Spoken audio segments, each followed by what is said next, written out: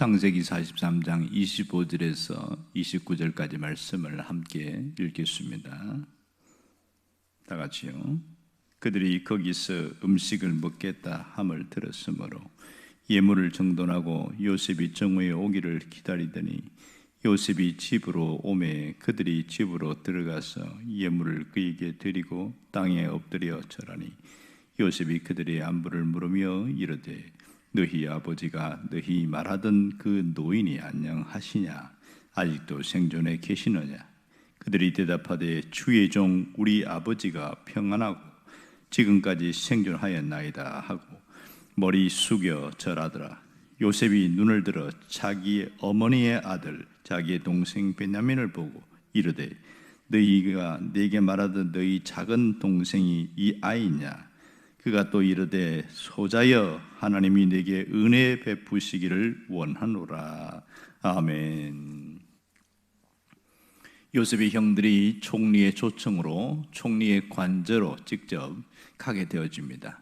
그럴 때의 마음은 사실은 두렵고 불안한 마음이 훨씬 더 컸습니다. 그들은 하루바삐 빨리 곡식을 얻어서 사서 이제 가나안으로 가고 싶은데 곡식을 주지 않고 초청하는 이 의도가 뭔지를 도저히 파악할 수가 없는 겁니다. 지난날의 일 때문에 두렵고 무서운 생각들이 크고 이제는 우리까지도 이렇게 볼모를 잡고 하는 거 아닌가 그런 생각을 하게 되어집니다. 결국은 총리의 관저까지 가서 기다리고 있는데 문제는 총리가 나타나지 않고 있습니다. 오만 생각들이 다 지나가고 있지요. 돈 자루 생각도 있고 또 나귀도 팔아먹고 우리도 종으로 팔아먹지 않겠는가 하는 불안한 생각들이 가득하고 있습니다. 그런데 청지기가 와서 하는 일을 보면 또 그렇지도 않은 것 같아요. 왜냐하면 가두었던 시몬을 또 풀어주거든요. 드디어 정오가 되었을 때에 총리가 나타납니다. 이미 요셉의 형들은 준비한 선물을 요셉에게 바치면서 절을 했습니다. 저희들이 갖고 온 선물입니다 이러면서 그렇게 절을 하고 예물을 드린데 요셉이 옛날에는 다그치듯이 야단을 치고 했는데 아주 부드러운 목소리로 안부를 묻습니다. 그동안 애국까지 오는 동안에 어려움이 없었느냐, 혹시 도적대를 만나지 않았느냐, 이런 저런 것을 막 물어보는 거예요. 예, 아무 일도 없이 무사히 잘 왔습니다. 그러니까 그 다음에는 집에 있는 아버지, 그러니까 그 노인이 살아 계시냐, 너희 아버지가 아직 건강하시냐, 이것저것 물어보는 겁니다. 예, 별 탈 없이 잘 있습니다. 그랬더니 세 번째는 이 아이가 너희들이 말한 막내 아우냐 이렇게 물어보는 거. 예, 저희들이 이번에 데려온 이 막내입니다. 그 아이를 보고서 마음이 울컥했는데 그것을 참고서 하나님이 너에게 은혜 베푸시기를 원하노라 이러면서 어마어마한 축복을 하고 한 이 내용이 전체거든요. 자, 그러면 여기서 도대체 무슨 생각으로 요셉은 이 형들을 집으로 초청했냐는 거예요.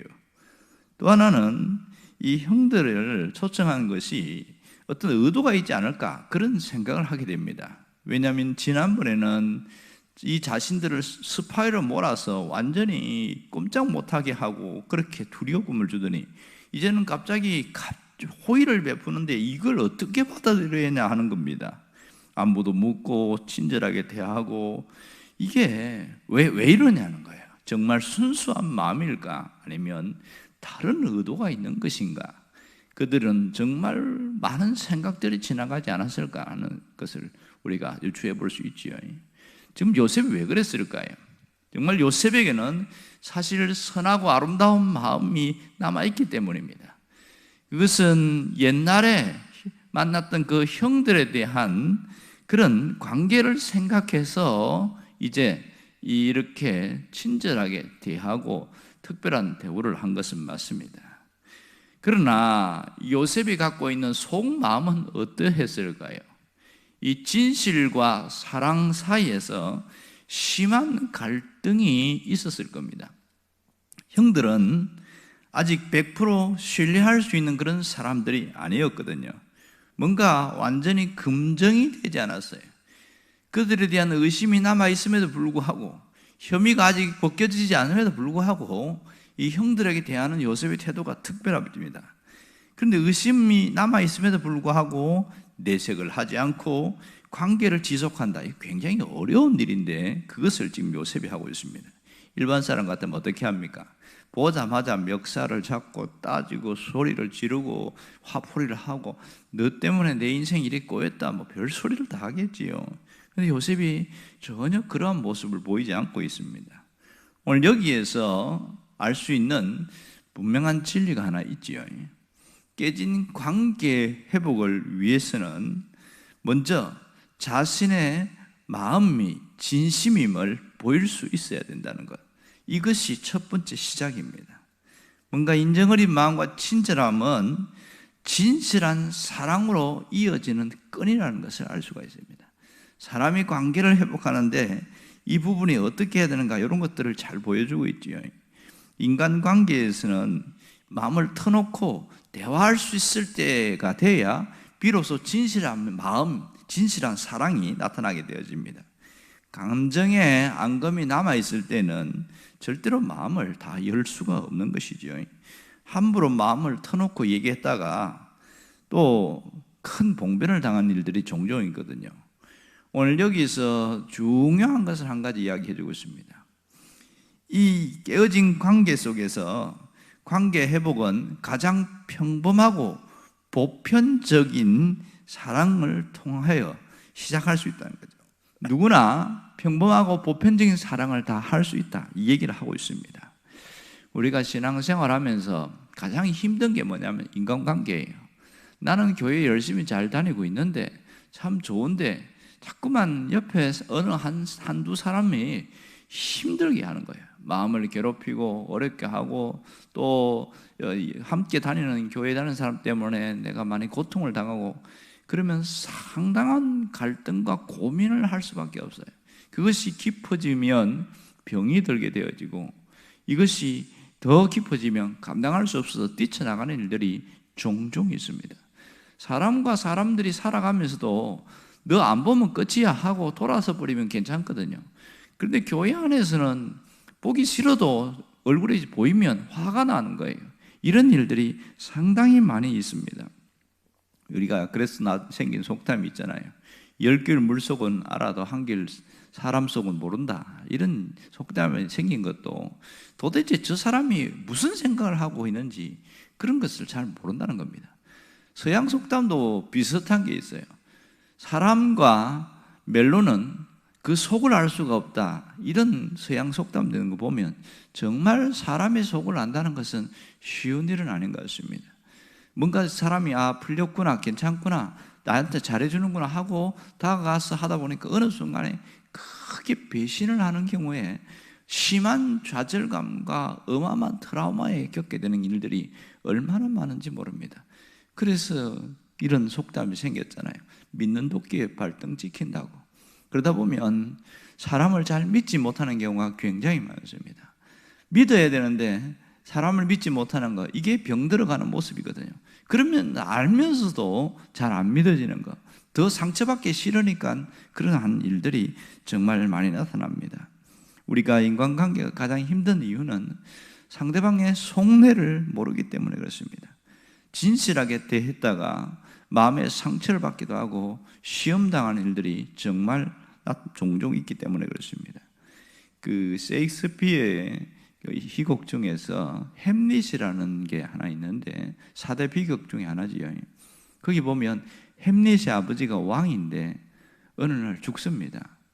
그런데 누가 죽였는지 도무지 알 수가 없어요. 심정적으로는 삼촌이 죽인 것 같은데 아무도 본 사람이 없고 완전 범죄에 가까우니까 이 햄릿이 고민하다가 광대들을 불러가지고 어떤 역할을 주면서 이렇게 연극을 해라. 왕 앞에서 이제 그러니까 삼촌이 왕이 됐단 말이에요. 아버지가 죽고 나니까 왕 앞에서 연극을 하는데 그렇게 어떤 걸 하냐면 자기 아버지가 죽는 장면을 재현시켜서 연극을 시켰어요. 오늘 이 요셉의 모습은 거의 이 햄릿과는 다르지만 마치 연극을 하는 것처럼 보입니다. 그런데 무슨 일이냐면 지금 이 광대들이 연극을 하면서 한 사람이 왕관을 쓴 사람에게 칼로 비수를 꼽는 일을 보게 됩니다. 이때 햄릿이 왕으로 있는 삼촌의 얼굴을 쳐다봤어요. 그랬더니 새파랗게 질려가지고 뭐 어떻게 할 줄 모르는 거예요. 그래서 아하, 맞구나. 물증은 없지만 저 심정을 그렇게 했는데 실제 보니까 삼촌이 죽였구나. 그때부터 복수를 꿈꾸게 되어지고 결국은 복수하러 끝냈습니다. 이래서 비극입니다. 그런데 요셉은 전혀 그런 모습을 보이지 않았지요. 복수의 칼을 갈지도 않았고 복수하려고 하지도 않았습니다. 오늘 우리는 이 요셉의 태도에 주목을 해야 됩니다. 정말 이 감정이 있고 상처가 남아있음에도 불구하고 20년이 지난 일들을 그걸 떠올리지 않고 형들을 초청하고 식사를 대접하고 최소한의 이 형제의 의리를 지켜나가는 이 모습은 정말 우리가 한 번 더 깊이 봐야 될 일입니다. 그런데 사실은요, 이렇게 마음이 불편하지만 초청해서 식사를 대접하고 하는 것은 누구나 할 수 있는 일이거든요. 그러면 성경은 왜 이렇게 평범한 이런 것들을 왜 이렇게 자세하게 기록을 했을까? 누구나 할 수 있는 그런 모습들을 왜 자세하게 했을까? 오늘 여기서 놓치지 말아야 할 게 뭐냐면 바로 우리가 놓치고 있는 일이 있기 때문에 그렇습니다. 우리가 인간관계의 도리를 소홀히 할 수 있다는 것, 사람과 사람과의 관계 속에서 특별히 일반 사람들도 이러한 일은 하더라는 거예요. 마음이 불편해도 최소한의 인간관계의 도리를 해나가는 모습을 갖고 있다는 겁니다. 오늘 요셉의 모습에서 이것을 보면 좋겠어요. 예수를 믿는 우리가 이런 인정마저도 소홀히 하는 일들이 굉장히 많습니다. 마음이 틀어지면 아예 원수 취급해버리고 아예 쳐다보지도 않으려고 하는 그런 일들이 굉장히 많아요. 그래서 더 욕을 먹는 거거든요. 신앙은 좋은 것 같은데 하는 모습을 보면 정말 인정머리가 없다. 어떻게 사람이 저 모양이 될 수 있느냐. 이런 소리를 듣는 경우가 종종 있습니다. 오늘 우리는 이 평범한 사랑, 가장 기본적인 인간의 도리를 소홀히 하지 말자는 거죠. 이걸 성경은 강조를 하고 있습니다.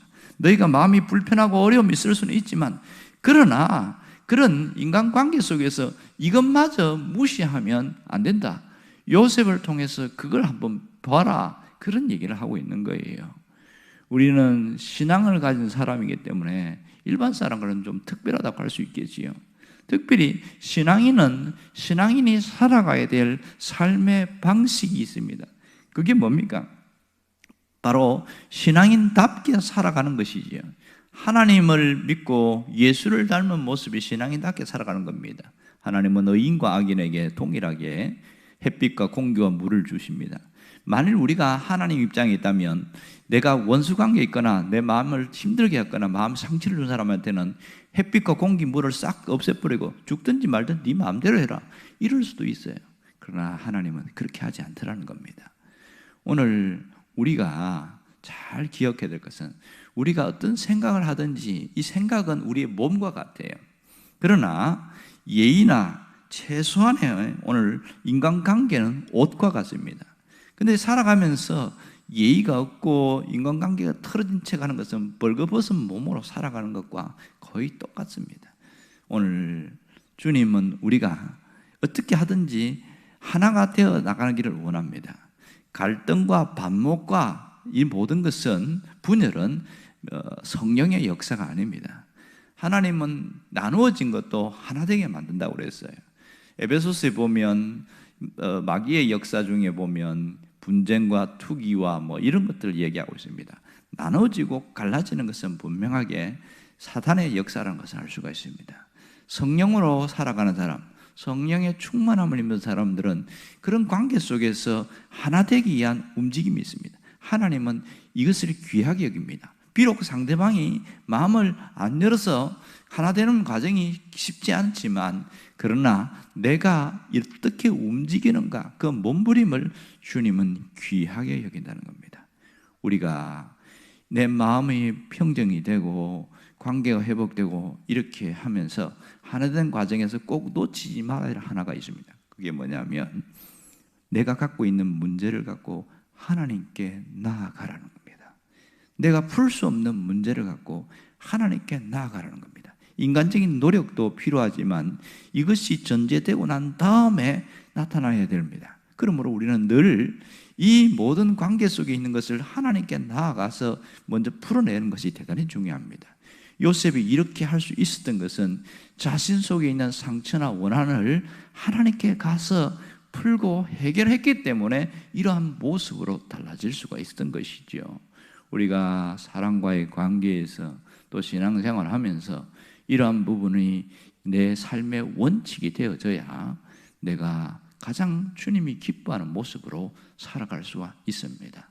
오늘도 여러분이 이러한 것을 가지고 다시 하나님 앞에 기도하면서 새롭게 회복되기를 주의 이름으로 축원합니다.